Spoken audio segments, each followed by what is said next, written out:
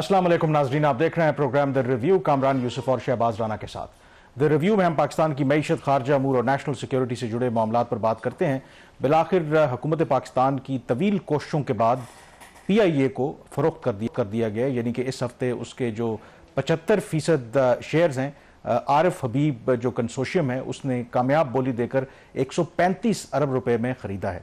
अब अगर आप ओवरऑल देखें पिछले 20 सालों में, अगर आप प्राइवेटाइजेशन की बात करें तो जो भी हुकूमतें रहीं, ये पहला मौका है कि कोई इतनी बड़ी जो ट्रांजैक्शन है वो हो पाई है, यानी कि हुकूमत कोई भी कामयाब हो पाई है कि जो गैर मुनाफा बख्श इदारे थे उसको फरोख्त कर पाए। लेकिन जाहिर है कि जो PIA है कभी इस पूरे रीजन के अंदर सबसे ज़बरदस्त एयरलाइन मानी जाती थी, लेकिन पिछले 15 सालों का अगर आप डाटा देखें तो मुसलसल उसमें आपको नज़र आ रहा था कि वो पाकिस्तान के ऊपर एक बोझ बनती जा रही थी। और जिक्र भी करेंगे, बताएंगे भी कि कैसे अरबों रुपए जो टैक्स पेयर्स की मनी थी इस सफ़ेद हाथी पर झोंके जा रहे थे। अब क्योंकि ये डील हो गई है और आमतौर पर जब पाकिस्तान में कोई भी डील हो तो उसके हक में, उसकी मुखालफत में हमेशा डिबेट होती रहती है और वो डिबेट अभी भी जारी है। तो शहबाज, इसकी तफसीलात में तो हम बाद में जाएंगे, लेकिन सबसे पहले वो कहते हैं ना कि कुफर टूटा खुदा खुदा करके, इसको आपने बड़ा एक्सटेंसिवली कवर किया, हम भी डिस्कशन करते रहे।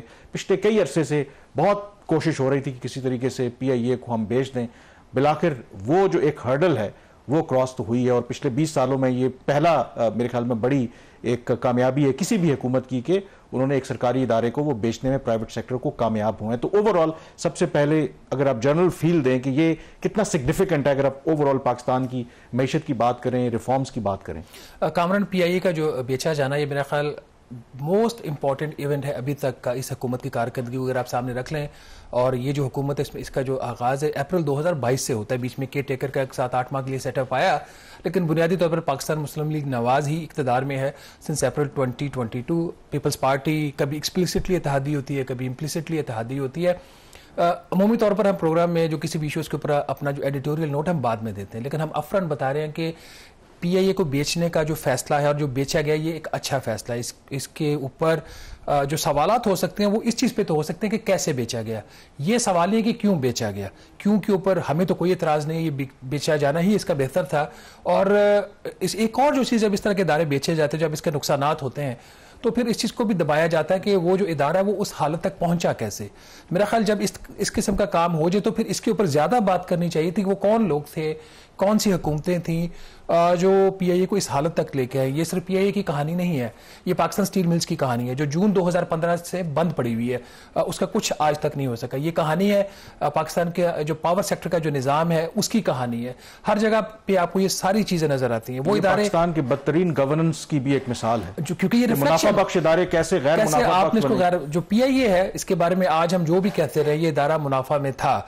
जो जब ये हम 1960s की बात करते हैं कि एमिरेट्स को हमने दिलवाया, तो ये बात सिर्फ एमिरेट्स को स्टार्ट करवाने से नहीं थी।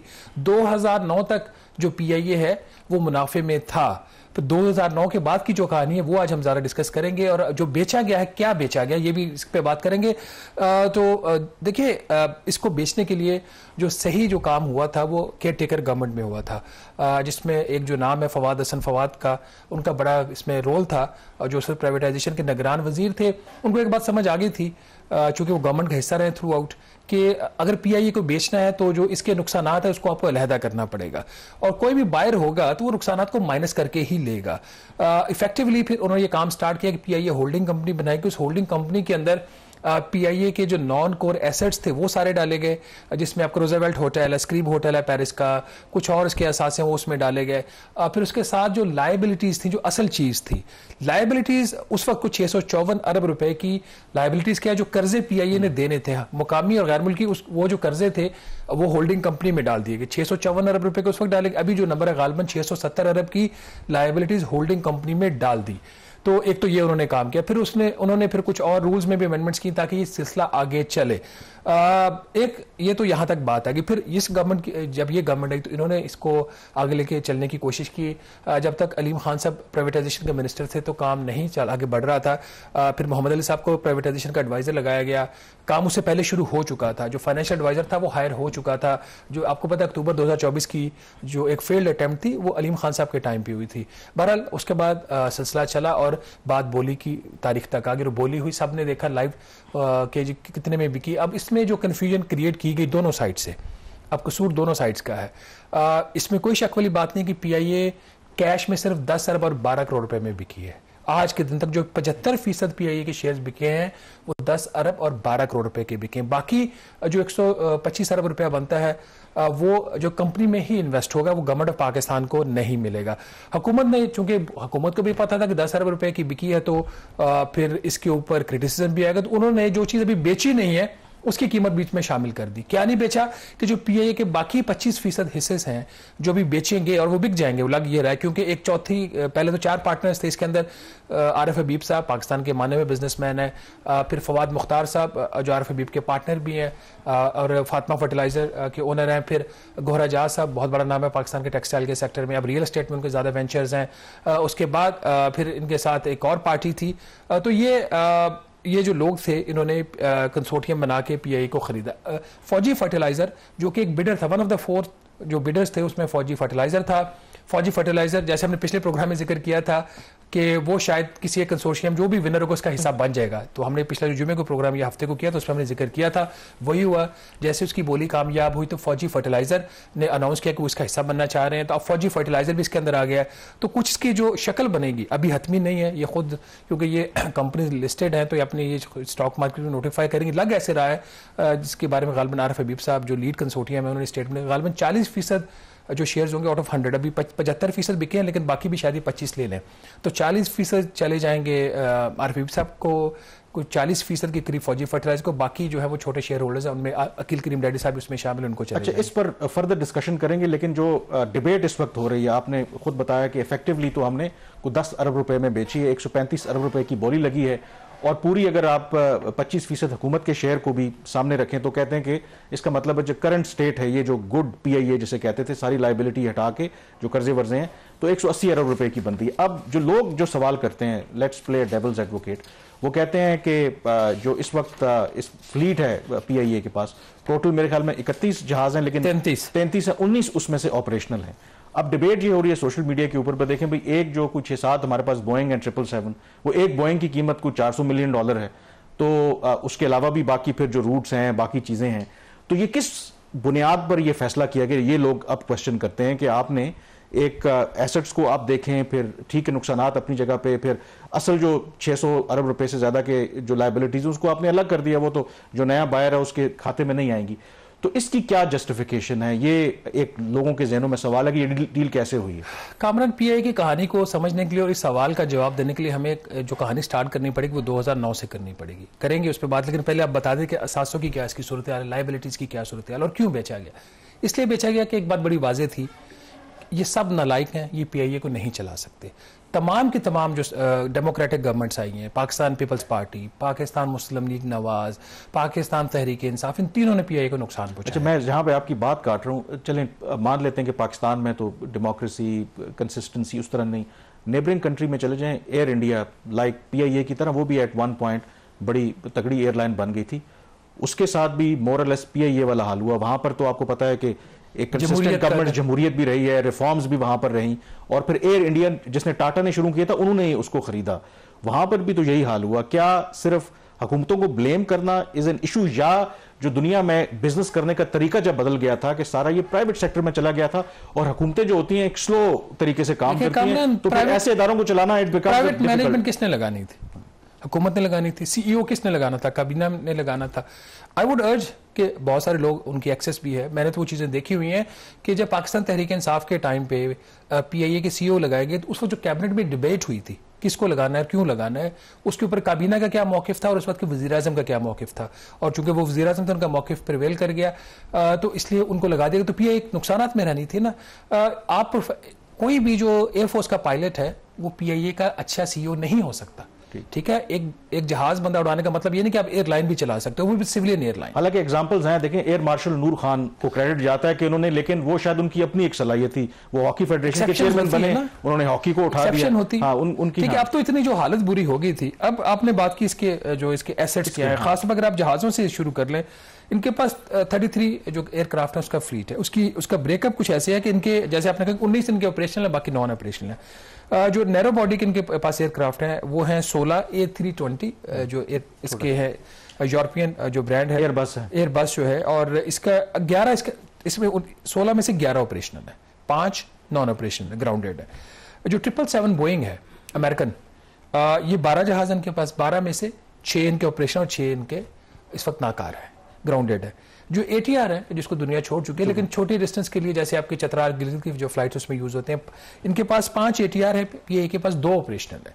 तो अच्छा, ये इनके टोटल जो सूरत हाल है। फिर एजिंग जो है, इसमें इनके 25 जहाज ऐसे हैं 33 में से जो कि ज्यादातर जो इनके 24 जो जहाज हैं वो 2010 से पहले के, मतलब ये कि 15 साल से पुराना इनका उसकी। और इसमें ये भी तो है कि सारे जहाज PIA की मलकियत नहीं है, लीजिंग पे भी हैं, और इसमें कुछ लीज पे हैं, कुछ इनकी मलकियत पे भी। जो इनके मलकियत के हैं वो 20 हैं, कम नहीं है। अच्छा, ठीक है, और 13 इनके लीज के हैं, तो जाती मलकियत के 20 है। अच्छा, इसके बाद इनके जो ओवरऑल अगर आप सूरत हाल इनकी देखें, इनकी जो असल जो इनका एसेट है ना कामरान, इनका एसेट है इनकी जो इनके पास इनके एयर रूट्स हैं इनके पास, जो जिन डेस्टिनेशन को PIA प्रिविलेज एक्सेस है हीथ्रो एयरपोर्ट के ऊपर, जिसकी मिलियंस ऑफ डॉलर में उसकी आपकी लगती है, उसकी एक जो उसकी आपको स्लॉट मिलती है। इनके पास 170 पेयरिंग स्लॉट्स हैं, 170, ठीक है। 97 कंट्रीज के साथ इनके एयर सर्विस एग्रीमेंट्स है। तो कल जैसे भी आरिफ हबीब साहब ने इसके PIA की कामयाब बोली के बाद उन्होंने अनाउंस किया कि ये खैर तो प्लान का हिस्सा भी 19 से ये फौरी तौर पर जो ऑपरेशन एयरक्राफ्ट को 38 पे ले जाएंगे इन नेक्स्ट 2 to 3 years। वो कहते हैं कि अगर फिर हमें हमारी ट्रैफिक इस बढ़ी तो हम इसको 64 तक भी लेके जाएंगे। इस वक्त कोई 40 लाख सालाना जो पैसेंजर्स हैं वो PIA पे ट्रैवल करते हैं। उन जो गवर्नमेंट का ख्याल है कि ये 3 से 4 साल में 70 लाख तक जाना चाहिए। कारण किसी 2000 तक PIA के पास 50 एयरक्राफ्ट होते हैं। इसका मतलब यहाँ पे वो मसला नहीं है। फिर हुआ क्या, उसके बाद ओपन स्काइज पॉलिसी आई, गल्फ एयरलाइंस और बिजनेस ले लिया। इस वक्त डोमेस्टिक मार्केट का भी PIA के पास 30%। ऐसा नहीं है कि वो पूरी उनकी मोनोपोली थी, 30% इनके पास है और 70% आज भी जो है वो। जो सवाल मैं बुनियादी तौर पर जो लोग सवाल उठा रहे हैं, जो क्रिटिसाइज कर रहे हैं, वो कह रहे हैं कि ये इसकी कीमत ठीक नहीं लगी, भाई आपने तो 10 अरब रुपए में बेच दिया। तो इस जो सारे फैक्ट्स एंड फिगर्स आपने बताए हैं, इसको सामने रखते हुए how do you see that? मतलब हालांकि ऐसा नहीं है कि सारे क्रिटिसाइज करें, जैसे मिफ्ता इस्माइल हैं, वो बेशक फाइनेंस मिनिस्टर पहले रहे लेकिन अब इस गवर्नमेंट के बड़े क्रिटिक हैं, बट उन्होंने अब क्रिटिक होने के बावजूद इस डील को उन्होंने जबरदस्त करार दिया कि इसमें पहली मरतबा उन्होंने कहा कि मैं फुल सपोर्ट करता हूं, इसमें ट्रांसपेरेंट रहा है प्रोसेस। येट बहुत से लोग हैं जो क्रिटिसाइज कर रहे हैं। Pricing is very important. Miftah Ismail साहब को आपको पता, उनको बड़ा क्रिटिसाइज किया गया था। वो वजीर खजाना थे PMLN की गवर्नमेंट में 2018 में। वो कुछ अरसे के लिए वजीर खजाना बने जब इसहाक डार साहब चले गए थे पाकिस्तान से। तो उस वक्त उन्होंने कहा था PIA और स्टील मिल को 1 रुपए में बेच देना चाहिए। तो इफेक्टिवली आज हमने 1 रुपए में ही बेचा। अगर उस कॉन्टेक्स्ट में आप देखें, अब अगर इसके असासों की और आप इसकी लाइबिलिटीज की फेस वैल्यू पे चले जाए ना, हमें नहीं पता एक्चुअल वैल्यू क्या असासों की, हमें नहीं पता। लाइबिलिटीज तो नॉर्मली एक्चुअली रिफ्लेक्ट होती हैं, असासों की जो वैल्यूएशन होती है वो डिपेंड करती है आप किस मॉडल के ऊपर जा रहे हैं। आज जब इन्होंने PIA को बेची, अब बात हम कह रहे हैं 30 जून 2025 की, उसकी ये बैलेंस शीट है। PIA की जो इक्विटी है वो मस्बत है, सिर्फ 9 अरब रुपए से ज्यादा, ठीक है। इनके जो असासे हैं वो हैं 191 अरब और 53 करोड़ रुपए के, और इनकी जो लाइबिलिटीज हैं PIA जो बिकी है 182 अरब और 43 करोड़ रुपए की, ठीक है। अब असासों की अगर तफसीलात देखें, जिसमें एक बड़ा इंटरेस्टिंग इसके अंदर नंबर है, जो उसे कैश मिला है नए बायर्स को, कैश एंड बैंक बैलेंसेज उसको मिला है 9.5 अरब रुपए का। PIA बिकी है 10 अरब रुपए की, 9.5 अरब का इनको कैश में, ठीक है। अच्छा, फिर इनके पास जो इंपॉर्टेंट जो इनको प्रॉपर्टी प्लांट्स और जो इक्विपमेंट मिला है, जो उसकी वैल्यूएशन की गई वो 89 बिलियन की गई है। कम में ज्यादा हमें नहीं पता, बैलेंस शीट के ऊपर 89 बिलियन है। जो डेफर्ड टैक्स एसेट है, ये बड़ी इंपॉर्टेंट चीज है कि 30 अरब रुपए का इनको डेफर्ड टैक्स एसेट मिला है। डेफर्ड टैक्स इनके जो माजी में कुछ इनके टैक्सेस जो हैं इनके डिडक्ट हुए हैं, तो उसमें अगर ये PIA मुनाफे में जाती है, जो सारा मकसद इसको प्राइवेटाइज करने का, तो ये जो नए बायर्स है 10 साल तक जो ये 30 अरब का असासा डेफर्ड टैक्स एसेट का मतलब ये 30 अरब है, 10 साल तक ये 30 अरब के इक्वल ये अपना जो टैक्स बनता नहीं देंगे ये, ठीक है। माजी का जो टैक्स दिया हुआ है PIA नुकसान में जा रही, टैक्स लिए गए, कुछ टैक्सेस आपके होते हैं इनकम टैक्स रिलेटेड, वो आप फ्यूचर में इसको एडजस्ट करने की परमिशन है, ये स्पेशल परमिशन दी गई इनको। फिर इनके जो स्टोर्स हैं उसके अंदर 5 अरब रुपए के असासे हैं। जो ट्रेड डेट्स इनको मिले हैं, जो उन्होंने जो वसूलियां करनी है, वो कुछ 13 अरब रुपए की हैं। फिर एडवांसेज है, ट्रेड डिपॉजिट्स हैं, शॉर्ट टर्म जो प्री पेमेंट्स इनके पास हैं 14 अरब रुपए की, वो मिली है इनको, ये असासा है। फिर इनके दूसरे जो रिसीवेबल्स हैं वो 21 अरब रुपए के हैं। कैश के मैंने आपको बताया तो 91.5 अरब रुपया, 191 अरब रुपए के असासे। अब आ जाए इसकी लाइबिलिटीज के ऊपर।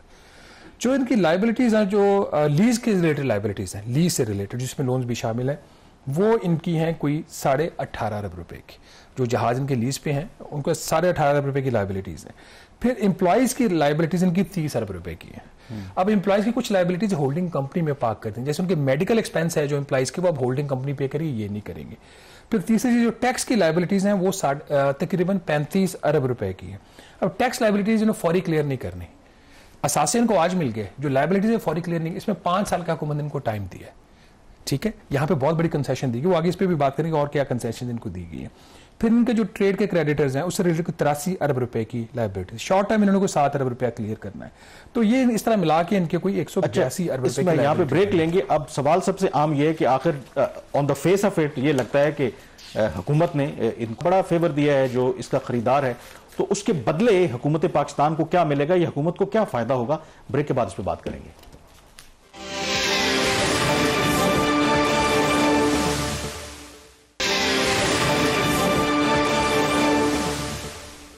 जी, ब्रेक के बाद एक दफा फिर आपको खुशामदीद कहते हैं। PIA की प्राइवेटाइजेशन से मुतालिक हम बात कर रहे हैं और बहुत से ऐसे सवालात जो आपके जहनों में हैं उसके हक में भी, मुखालफत में भी बातें हो रही हैं। तो ब्रेक से पहले तो आपने पूरा एक ब्रेक डाउन दिया, तो उसी को सामने रखते हुए जो लोग क्रिटिसाइज कर रहे हैं वो कह रहे हैं कि ये तो आपने औने पौने दामों बेच दिए, इसका कोई बेहतर डील होनी चाहिए थी। जो इसके डिफेंस में गवर्नमेंट कह रही है, अब वो क्या कह रही है कि क्यों ये बेचना जरूरी था, और मिफ्ता इस्माइल भी जब कहते थे कि अगर आप इसको फ्री में भी बेच देंगे तो हुकूमत को फायदा है।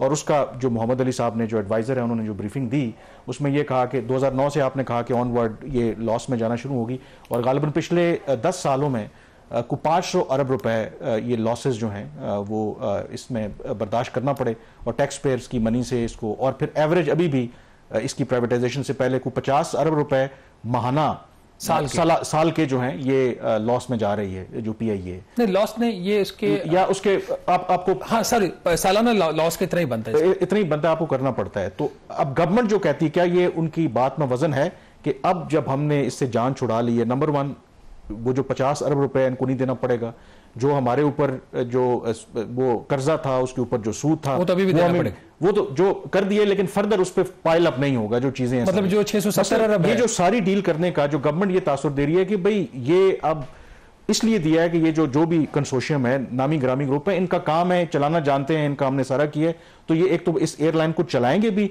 और हमारे ऊपर जो एक स्टेट के ऊपर एक बोझ था कि एक सफेद हाथी को जबरदस्ती हम चला रहे थे, उससे हमारी जान छूट जाएगी। तो क्या इस बात में वजन है इस डिफेंस में? देखिए, ये बात कहना कि जी वो चलाएंगे भी, ये गवर्नमेंट का काम नहीं है, ये कहना ही गवर्नमेंट का काम नहीं है।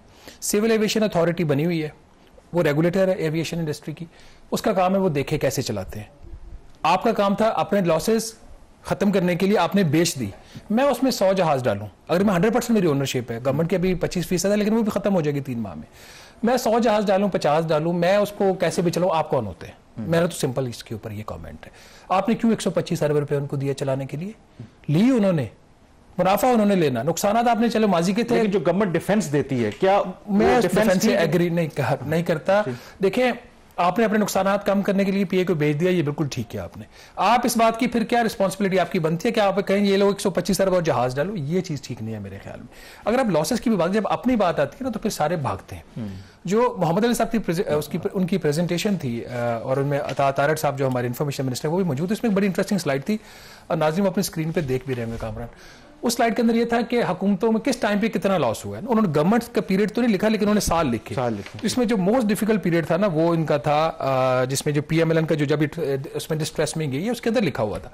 तो जब मैंने मोहम्मद अली साहब से सवाल किया तो वो भी इधर उधर करके जी नहीं, वो 2009 से पहले मामला खराब होना शुरू हो गए थे। फिर एक और जर्नलिस्ट ने जब अता तारड़ साहब से डायरेक्ट सवाल पूछा, आप नहीं जी हम ज़्यादा पीछे नहीं जाए, उनका जवाब रिकॉर्ड का हिस्सा है, मतलब उन्होंने कोई इसके ऊपर मेरे ख्याल में सेटिस्फैक्टरी जवाब नहीं दिया। अब हुकूमत एक और स्पिन दे रही है इसको, हुकूमत ये स्पिन दे रही है कि के नुकसान, ये पीए इसलिए खसारे में गया कि उस वक्त के जो वजीर थे हवाबाजी के, गुलाम सरवर साहब की जो एक स्टेटमेंट है कि जाली डिग्रियों वाले पायलट, उससे बड़ा हमें नुकसान हुआ। इसमें कोई शक वाली बात थी कि उस स्टेटमेंट से बहुत नुकसान हुआ, लेकिन उसमें जितना भी नुकसान हुआ वो उससे कम था जो पीएमएलएन के टाइम पे हुआ। अब हम साल बाय साल इसको देख लेते हैं क्या हुआ।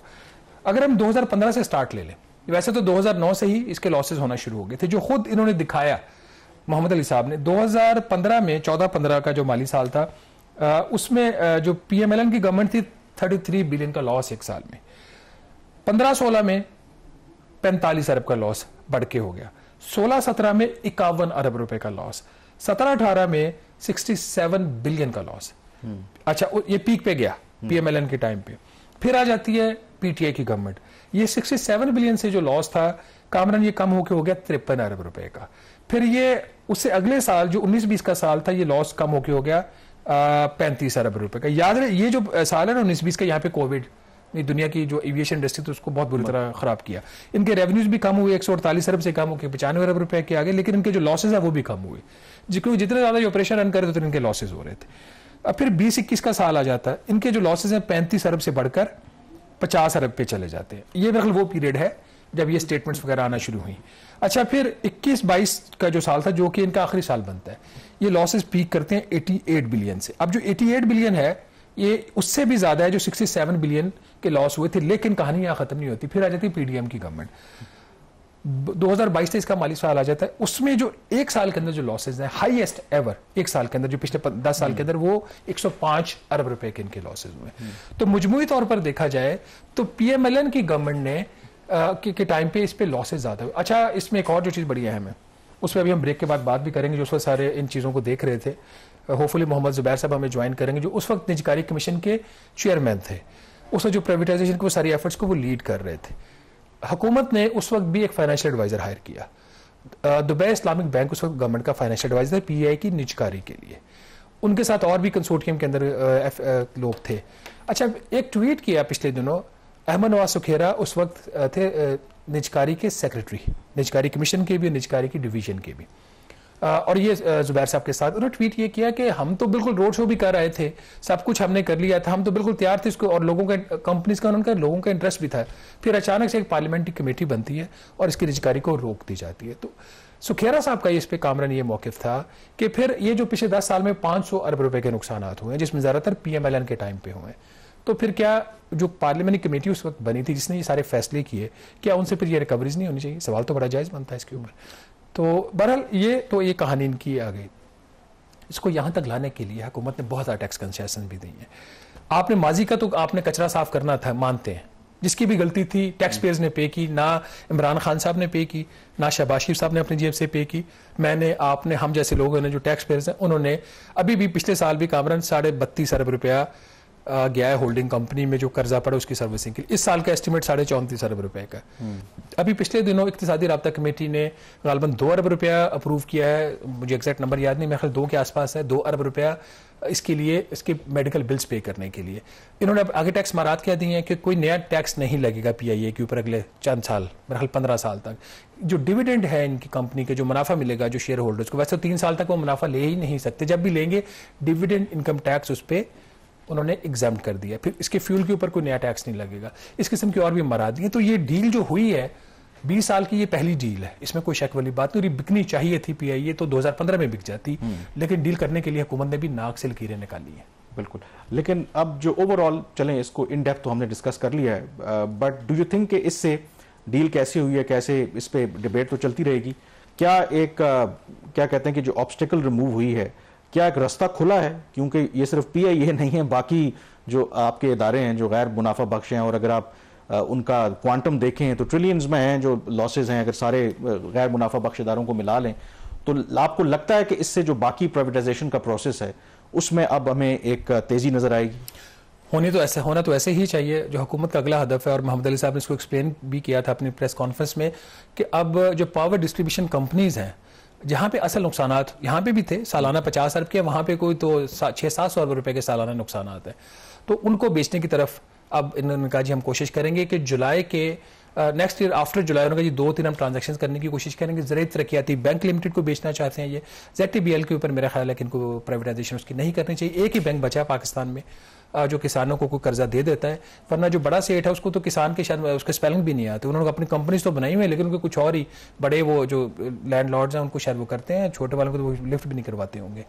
बाकी तो नंबर्स देख के से पता चल गया क्या पोजीशन। तीसरा, हाउस बिल्डिंग फाइनेंस कंपनी जो है उसको भी बेचना चाह रहे हैं बहुत अरसे से। वो छोटी कंपनी को इतनी बड़ी ट्रांजैक्शन नहीं है। ये तो इन्होंने कर ली, अच्छी बात है। मेरा ख्याल है कि अब पावर डिस्ट्रीब्यूशन कंपनीज के लिए भी रास्ता खुल जाना चाहिए। अच्छा, ब्रेक से पहले एक जो चीज मैं मिस भी कर गया, पीआईए की माजी में जब प्राइवेटाइजेशन की कोशिश भी होती रही, दो तरह की चीजें सामने आती थी। एक तो पॉलिटिकल प्रेशर्स होते थे, आमतौर पर जो पीपल्स पार्टी है वो हमेशा इसके अगेंस्ट रही है। अब उनके ये इत्तेहादी भी हैं नंबर 1 के, वो खामोश रहे हैं। फिर एम्प्लॉयज की तरफ से हमेशा देखा कि एहतजाज होता रहा। ये दोनों चीजें नहीं हुई। इस दफा जो रिजॉल्व है ना, मिलिट्री एस्टेब्लिशमेंट का गालबन ज़्यादा स्ट्रॉन्ग है बजाय कि जो सिविलियन गवर्नमेंट है। दोनों ने काम मिलकर किया है, और अगर फौजी फर्टिलाइजर पार्टनर बन जाती है डील में तो होपफुली आगे भी प्रॉब्लम्स नहीं आएंगे।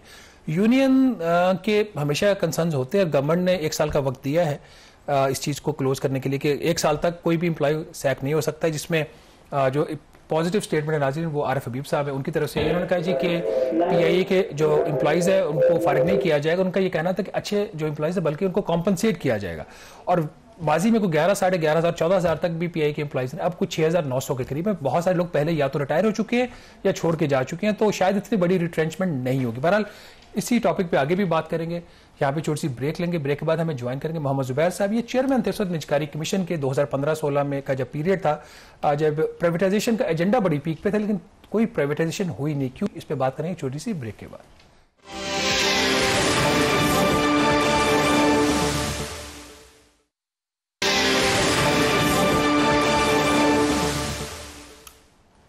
जी, ब्रेक के बाद एक दफा फिर आपको खुशामदीद कहते हैं। पीआईए की प्राइवेटाइजेशन से मुतालिक फर्दर डिस्कशन करने के लिए हमें ज्वाइन किया मोहम्मद जुबैर साहब ने। ये चेयरमैन भी रहे हैं प्राइवेटाइजेशन कमीशन के, और उस दौर में भी पीआईए को बेचने की कोशिश हुई, नाकामी हुई। उस वक्त पीएमएलएन की गवर्नमेंट थी। तो जुबैर साहब, सबसे पहले तो मैं क्विकली आपका रिएक्शन जानना चाहूंगा कि ये जो पीआईए की प्राइवेटाइजेशन हुई है, do you think it's a fair deal? There are two things जो मैं कहता हूँ। एक तो ये है कि बहुत इसकी मेरा ख्याल है लॉन्ग वेटेड थी और होना जरूरी था प्राइवेटाइजेशन पीआईए की। सबकी होनी चाहिए, जो भी निजकारी। मैं तो बहुत बड़ा सपोर्टर हूँ प्राइवेटाइजेशन का, तो दैट इज वन पार्ट की जरूरी थी और हो गई है, बड़ा अच्छा हुआ। उसमें एक मेरा कंसर्न जरूर है शफाफियत के हवाले से, and we must point it out, because it doesn't mean कि अगर कोई अच्छी चीज है वो उसमें शफाफियत, अगर कोई चीज नहीं थी उसको हम इग्नोर कर दें। बिकॉज आइंदा आने वाले महीनों में हम एक्सपेक्ट करते हैं कि और भी इसी किस्म के आएंगे प्राइवेटाइजेशन के लिए। तो जो इसमें अगर कोई कमी थी तो we should point it out, उसमें मेरा कंसर्न है। अच्छा जुबैर साहब, आपके साथ सेक्रेटरी थे अहमद नवाज सुखेरा साहब, जब आप चेयरमैन थे तो उन्होंने एक ट्वीट किया उस वक्त कि ये जो निजकारी अभी हुई है ये तो 2016 में हो जाती। उन्होंने कहा हम तो बिल्कुल तैयार थे, रोड शोज कर रहे थे, इन्वेस्टर्स का भी बड़ा कीन इंटरेस्ट था, और हम हक्का बक्का रह गए जब एक पार्लियामेंट्री कमेटी बनी और उसने वो निजकारी रोक दी। वो क्या कहानी है? देखिए, उसमें शहबाज, जहां तक मुझे याद है, वो पार्लियामेंट्री कमेटी की वजह एक ये थी कि उससे पहले पीआईए 1956 के एक कानून के तहत चलता था। तो जाहिर है उसके बेसिस पर आप शेयर्स ऑफलोड नहीं कर सकते थे to private sector out of government, जिस तादाद में हम करना चाह रहे थे। उसके लिए एक जाहिर है आपको पार्लियामेंट में चेंज करना था, और उसके लिए आपको सपोर्ट चाहिए थी ऑपोजिशन पॉलिटिकल पार्टीज की। वैसे भी कोई भी प्राइवेटाइजेशन हो, चाहे एक्ट चेंज करना हो या नहीं, आपको पॉलिटिकल ऑपोजिशन की सपोर्ट तो चाहिए होती है। तो उस वक्त जो कमेटी बनी थी, पार्लियामेंट्री स्पेशल कमेटी बनी थी, उसको चेयर तो जाहिर है इसहाक डार साहब कर रहे थे, वो फाइनेंस मिनिस्टर थे। लेकिन उसमें पीटीआई, ऑपोजिशन में पीपल्स पार्टी, जमात इस्लामी, शेख रशीद अपनी पार्टी को रिप्रेजेंट कर रहे थे, असद उमर से पीटीआई की तरफ से, नवीद कमर पीपल्स पार्टी की तरफ से। तो उसके काफी इजलास हुए थे, कोई ये वाहिद नहीं हुआ था जिसमें पहले एक वो जो टिपिकल एक बहस होती है प्राइवेटाइजेशन होनी चाहिए नहीं होनी चाहिए। आपको पता है पीटीआई का और पीपल्स पार्टी का मौक़िफ़ बड़ा स्ट्रॉन्ग था कि दे वर एंटी प्राइवेटाइजेशन, और वो इसी मकसद से इस मीटिंग में आए थे। नॉट जस्ट कि पीआईए, बट उनका एक मौक़िफ़ था कि प्राइवेटाइजेशन के वो खिलाफ हैं। आपको पता है पीटीआई ने बाद में जब अपना वो हुकूमत भी आई थी तो उसमें उनका कॉन्सेप्ट ही डिफरेंट था सरमाया पाकिस्तानों का, उसमें सारी कंपनी को डाल देंगे एंड सो ऑन। तो वो पहले तो वो ये बहस के होनी चाहिए नहीं होनी चाहिए, हमने अपने आर्गुमेंट्स दिए, उन्होंने अपने आर्गुमेंट्स दिए। बहरहाल ये लास्ट मीटिंग थी और इस लास्ट मीटिंग के बाद एक्सप्रेशन ऑफ इंटरेस्ट आना था, बिकॉज हम लेट हो रहे थे, हमारे फाइनेंशियल एडवाइजर्स हमें दबाव डाल रहे थे कि जी ये मोमेंटम लूज हो जाएगा, आप इसको जल्द कंक्लूड करें। तो हम उस दिन सुबह सुबह मीटिंग थी और मैं डार साहब के साथ ही उस मीटिंग में पहुंचा था, और डार साहब ने मुझे कहा कि बस ये आज हम रैप अप कर देंगे और आपने बिल्कुल उसी तरह से दबंग रहना है। और वहां गए तो स्टार्ट हुआ और असद उमर ने कहा कि डार साहब बिफोर यू स्टार्ट, हम आपको ये, आप इसको जो मर्जी नाम दे दें, प्राइवेटाइजेशन का या वट एवर, आउटसोर्सिंग, ये वो, हम आपके साथ नहीं हैं, हम नहीं सपोर्ट करेंगे। अगर आप ये करेंगे, प्राइवेटाइजेशन का प्रोसेस आगे लेके जाएंगे, तो हमने पहले भी स्ट्राइक कॉल दी थी जो कि हो ही थी, या ये पूरा पेन डाउन स्ट्राइक थी, जहाज खड़े हो गए थे। मैं इमरान खान के साथ दोबारा जाऊंगा। आपने पूरी स्टोरी समझा दी है। मैं क्विकली, अगर आपको यहाँ पर कते कलामी हो रही है, लेकिन वो जो प्रोसेस जब ज़ाहिर नाकाम हुआ, तो जो अभी नंबर्स आए हैं, अगर आप पिछले 10 सालों में लॉसेस देखें पीआईए के, वो अरबों रुपए के हैं। तो डू यू थिंक कि अगर आपको मौका मिले तो वो जो पार्लियामेंट्री कमेटी है जिसकी वजह से वो प्रोसेस रुका था, या जो पॉलिटिकल पार्टीज थी, they should be held accountable के अरबों रुपए उसकी वजह से फिर नुकसान हुआ हमें? आप लास्ट सेंटेंस आपने मुझे नहीं बोलने दिया, क्योंकि वो भी इम्पोर्टेंट है। क्योंकि जब असद ने ये कहा, असद उमर ने, तो डार साहब ने कहा आप नहीं चाहते, तो सबने अपोजिशन की तरफ से कहा कि नहीं, तो मैंने कहा चले नहीं करते हैं। And I was obviously taken a back. जब मैं वापस जा रहा था उनके साथ कार में, मैंने कहा ये क्या किया डार साहब ने कहा आपको नहीं पता, आप सियासत नहीं समझते, मैं इसके बदले 10 पॉलिटिकल फायदे उठाऊंगा। मैंने कहा पॉलिटिकल फायदे तो उठाएंगे, ये निचकारी का तो फिर अमल 10-15 साल कब जाके होगा। तो we came to the last moment and यहाँ से हम विड्रॉ कर रहे हैं। तो या आप जो बात का आपका क्वेश्चन बनता है कि जी फिगर्स मुख्तलिफ आ रही हैं, कोई 400 बिलियन या 500 बिलियन की, क्योंकि लास्ट 10 ईयर्स में जो था लॉसेस बढ़ते चले गए ईच ईयर। तो अब वो अकाउंटेबल कहना, मैं उस हद तक कभी भी नहीं जाता कि अकाउंटेबिलिटी क्या होती है। उनका एक पॉइंट ऑफ व्यू था, डिक्लेयर्ड पॉइंट ऑफ व्यू था पीटीआई का और पीडीपी का, कि जी वो प्राइवेटाइजेशन के खिलाफ है। ये तो इकोनॉमिक पॉलिसी के तहत उनकी एक थी। अब उनको कहना कि जी आप इसकी, वो कोई कहता है कि इनको नेशनल सिक्योरिटी रिस्क क्या देना चाहिए, गद्दार क्या देना चाहिए, ये सब मैं नहीं कहूंगा, बट उनकी जो जुबैर साहब आप हमारे साथ ही रहिएगा। यहाँ पे छोटी सी ब्रेक लेनी है नाज़िम, ब्रेक के बाद वापस आएंगे तो जुबैर साहब से एक और बात पूछेंगे। जब ये प्राइवेटाइजेशन भी कर रहे थे तो उस वक्त 1100 नए एम्प्लॉइज क्यों रखे पीआईए में? स्टे विद अस।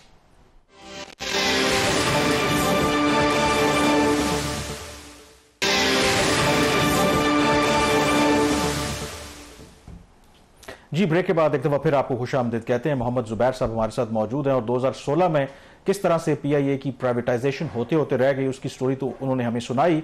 लेकिन जुबैर साहब, मैं ये भी आपसे पूछना चाहूंगा, जो शहबाज ब्रेक से पहले बात कर रहे थे कि जब पीआईए की प्राइवेटाइजेशन का फैसला हो गया था, तो फिर 2014 में किसका फैसला था कि मजीद पीआईए में 1100 मुलाजमीन को भर्ती कर दिया जाए? अच्छा, एक तो मैं, जहां तक मुझे याद है कि उस पूरे पीरियड में 2013 से लेकर 2017 का अगर आप पीरियड दें, बिकॉज इस तरह से 1100 कहना सही नहीं है, क्योंकि हम नेट बेसिस पर अगर कहें तो नेट बेसिस पर एम्प्लॉयज कम हुए थे इस सारे पीरियड में। जो हायर किए गए थे, मैं बता देता हूँ उसका। लेकिन जैसे ही एक्टिव कोई भी इंस्टीट्यूशन आ जाता है प्राइवेटाइजेशन कमीशन के बोर्ड के बाद, जैसे पीआईए आ गया था, तो हायरिंग और फायरिंग वगैरह सब खत्म हो जाती है। मिनिस्ट्री के पास जो भी पर्टिकुलर मिनिस्ट्री होती है, उसके जो अपने फैसले होते हैं उसको रोक दिया जाता है without the consent of privatisation commission. वो मूव नहीं कर सकते, बिकॉज एक तरफ आप कह रहे हैं कि प्राइवेटाइजेशन, दूसरी तरफ आप हायरिंग शुरू कर दे, तो जो पोटेंशियल बायर है वो कहेगा भाई आप कर क्या रहे हैं। तो वो एक झगड़ा जरूर रहता था। हमारी तरफ से भी 2-3 लेटर्स गए थे, प्राइम मिनिस्टर लेवल पर रेज करना पड़ा था। इवन फैसलों के हवाले से भी ऐसा ही हुआ था, कुछ डिस्ट्रीब्यूशन कंपनीज के, भाई आप हायरिंग कैसे कर सकते हैं, आपने ऐड कैसे दे दिया हमारी मर्जी के तहत। But so far PIA is concerned, I particularly remember and you can confirm that कि हमने वो जो एसेंशियल सर्विसेज में जो अगर असामियां खाली उनकी, उसमें हायरिंग की थी। तो हमारी वो ये नहीं था कि जस्ट लाइक दैट हमने हायरिंग कर ली। मिसाल के तौर पर अगर पायलट छोड़ के गया है तो हमने जहाज तो उड़ाना था ना, जब तक प्राइवेटाइजेशन नहीं होती। लेकिन हमने ये नहीं किया कि अगर हमारे पास 100 पायलट थे तो हमने 110 करके छोड़, ऐसा नहीं हुआ। तो हमने वो नंबर जो थे वो एक्चुअली कम हुए थे, वो बिल्कुल है। 2-3 इंस्टीट्यूशन में हमें मसला जरूर रहता था मिनिस्टर्स के साथ कि जी वो हायरिंग की बात करते थे, वो पॉलिटिकल पॉइंट ऑफ व्यू से बात करते थे, हम pure professional point of view से बात करते थे। अच्छा, इसमें जुबैर साहब एक और चीज़ क्लैरिफाई कीजिएगा। आज हम माजी की बातें आपके साथ कर रहे हैं क्योंकि जो माजी के जो हकायक है वो सामने आना बहुत ज़रूरी होता है। सेलिब्रेशन तो सब करते हैं। आपको याद होगा उस वक्त फेस्को की जो फैसलाबाद इलेक्ट्रिसिटी सप्लाई कंपनी है उसकी निजकारी बिल्कुल एडवांस स्टेज पे चली गई थी और गालिबन बिडर्स ने अर्नेस्ट मनी भी जमा करवा दी थी। तो उस वक्त एक कमेटी बनाई थी उस वक्त के वज़ीर आज़म नवाज शरीफ साहब ने, मैं अपनी मेमोरी से बात कर रहा हूँ, अगर मैं गलत हूँ तो मुझे करेक्ट कीजिएगा, जिसकी सरबराही दी गई किसी कैबिनेट मिनिस्टर को। कहने को तो वो कमेटी इसलिए बनाई गई थी कि निजकारी का प्रोसेस कैसे आगे लेके जाया जाए, लेकिन असल में उसमें जो मजीद मराहत उसको जो देनी थी लेबर यूनियन को और उनके जो कंसर्न्स को एड्रेस करना था, वो फैसला किसका था, जिसके बाद फेस्को की प्राइवेटाइजेशन रुक गई, ना सिर्फ फेस्को की तमाम पावर सेक्टर की, और आज तक नहीं हो सकी। देखिए, ये जो वो बिल्कुल कमेटी बनी थी और उसमें बहुत एक शदीद प्राइवेटाइजेशन कमीशन में उसके बाद वाटर एंड पावर के मिनिस्टर थे ख्वाजा आसिफ, आपको याद होगा। और जो फैसलाबाद से हमारे एमएनए वगैरह थे वो बड़ा कंसर्न रेज कर रहे थे कि ये ज़ाहिर लेबर रिएक्ट करता है, इसमें तो कोई नहीं कि मैं ये नहीं किसी पर इल्जाम लगा रहा कि वो जबरदस्ती करवा रहे थे, पर देयर वाज लेबर अनरेस्ट और बड़ा मसला था। और मेरा एक शहबाज काम होता था प्रोफेशनल वर्क के अलावा, जो पॉलिटिकल एस्पेक्ट था, चाहे वो लेबर था, जो जर्नलिस्ट थे या दूसरे यूनियंस वगैरह थे, उनके साथ मिलना और उनको कन्विंस करना। तो सब कुछ हो गया था। डेट अनाउंस हो गई थी, जैसे पीआईए के केस में डेट अनाउंस हो गई थी कि बोलियां कैसे खुलेंगी, बिल्स आ गई थी। और वो जो बिल्ड मनी होती है मेरा ख्याल है जिसको हम कहते हैं $10,000 या क्या, वो भी हमने रिसीव कर ली थी। और 2 दिन के बाद उसमें वो जो थे लिफाफे खुलने थे। दोपहर को यूनियन वाले आए, ख्वाजा आसिफ के पास आए, उनकी मिनिस्ट्री में आए, मैं भी वहां मौजूद था। ख्वाजा आसिफ ने उनको बिल्कुल ये यकीन दिलाया कि जी अब कुछ भी नहीं हो सकता। उन्होंने कहा जी एक हमारी वजीर आजम के साथ मीटिंग करा दें शाम शाम को। जब मैं पहुंचा तो ख्वाजा आसिफ ने मुझे पहले बता दिया कि जी the decision to go ahead has been reversed. I said why? अभी तो हम अनाउंस कर चुके हैं, वो बोलियां उनकी आ चुकी हैं। I mean how would it look कि ये इतनी एम्बैरेसिंग सिचुएशन हमारी होगी, और ये सिर्फ प्राइवेटाइजेशन प्रोसेस को नहीं रोकेगा, पूरे I mean it will have a very negative effect कि ये इकोनॉमी चलाते कैसे हैं। तो जब हम वहाँ अंदर कमरे में गए तो बड़ा सा हॉल था प्राइम मिनिस्टर हाउस में, और उसमें ज़ाहिर वो सारी लेबर यूनियन के लोग फैसलों पे बैठे थे। इसहाकदार साहब भी थे और पावर मिनिस्टर ख्वाजा आसिफ भी थे, वज़ीर आज़म भी थे। तो उधर भी ऐसे हुआ कि ख्वाजा आसिफ ने फिर लीड करके कहा कि जी वज़ीर आज़म साहब जैसे हमने डिस्कस किया है, अब डिस्कस ये दोपहर और रात के दरमियान किया हुआ था, मुझे नहीं पता, तो हम वी आर पोस्टपोनिंग दिस, और इसको हम फिर देखेंगे कि ये सब आपके चाहने वाले। जुबैर साहब, वक्त क्योंकि हमारे पास कम है, लेकिन स्टोरी बिल्कुल आपकी समझ आ गई है, और ये माजी के जो वाकयात हैं इसलिए बताना आपको ज़रूरी है किस तरीके से हमारे यहाँ बाज़ दफ़ा फैसले लास्ट मिनट पर बदल दिए जाते हैं और नुकसान फिर पूरी कौम को बर्दाश्त करना पड़ता है। से भी हम कोशिश करेंगे नेक्स्ट प्रोग्राम इनसे बात करें। बहरहाल प्रोग्राम द रिव्यू से इतना ही। कामरान यूसुफ और शहबाज राना से अब आपसे इजाज़त चाहेंगे। अल्लाह हाफिज़।